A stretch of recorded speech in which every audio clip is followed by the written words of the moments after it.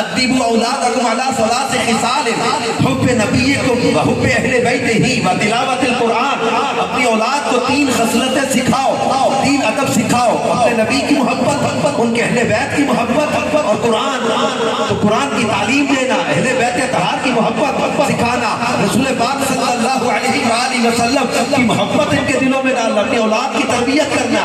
تو اہل بیت کی محبت کا تقاضا کیا ہے کہ ہم اہل بیت سے محبت کرتے ہیں، تو تقاضا یہ کہ ہماری نماز قضا نہ ہو۔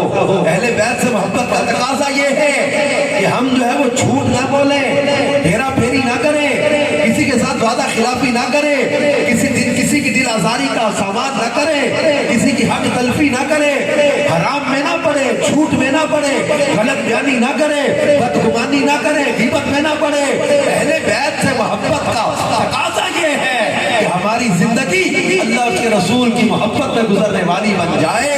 یہ ہے اہل بیت کی محبت کا تقاضا۔ ہم خالی نعرے لگانے والے عاشق نہیں بلکہ عمل کرنے والے عاشق بنیں گے۔